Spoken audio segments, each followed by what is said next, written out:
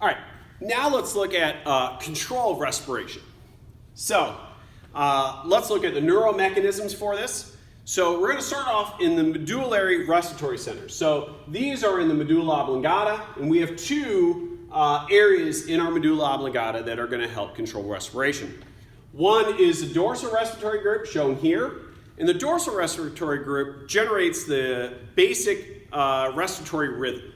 So it's going to send an impulse to the phrenic nerves and the intercostal nerves, which is going to cause the diaphragm and our external intercostal muscles to contract. All right. When the dorsal respiratory group becomes dormant, expiration occurs. So it's going to send a signal out anywhere from 12 to 15 times a minute, and we take a breath. You know, inspiration takes about 2 seconds, expiration takes about 3. When we activate our ventral respiratory group, that's going to cause us to take larger breaths. All right. So when this gets activated, we are going to have larger breaths made. We'll get to reasons why here in a little bit. The last group is the pontine respiratory group, which is up here in the pons. And this is going to increase our respiratory rate. It also has a reflex in there, which prevents lung overinflation.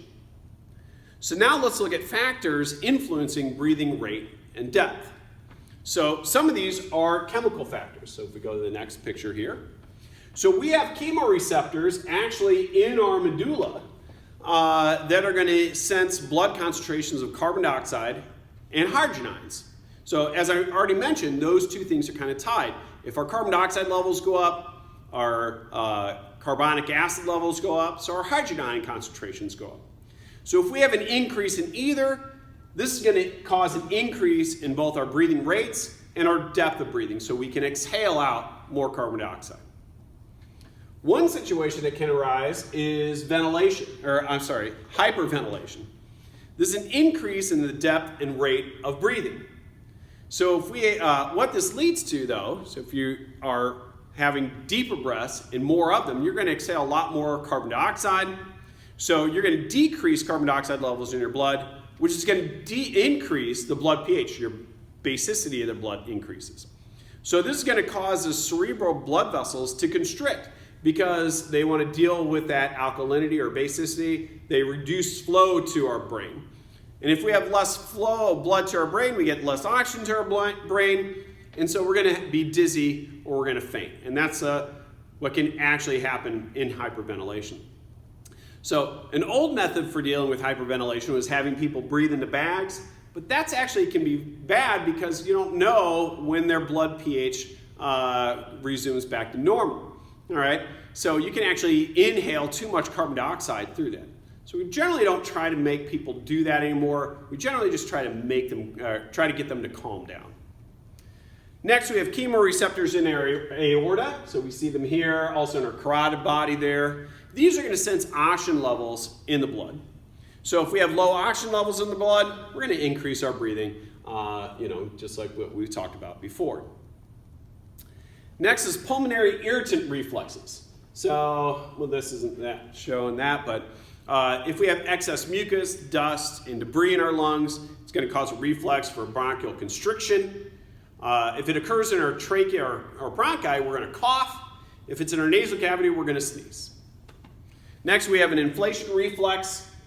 This is known as the Herring-Brewer reflex as well. All right.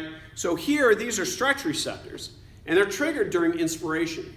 All right. And basically what they do is they end inspiration. And this has a protective function. It prevents overinflation of the lungs because those alveoli are small, they're made of simple squamous epithelial cells, which are very thin and can be damaged if we try to inhale too much air. All right, let's look at the influence of higher brain centers. So one is hypothalamic control. So this is our limbic system, essentially our emotions here. So emotions can control breathing rates.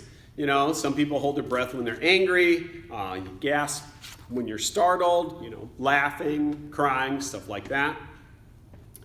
There are other cortical controls. So we can consciously control the rate and depth of breathing. You can do that for a short period of time as long as you're thinking about it. Once you stop thinking about it, you lose that cortical control. You can voluntarily hold your breath for a while.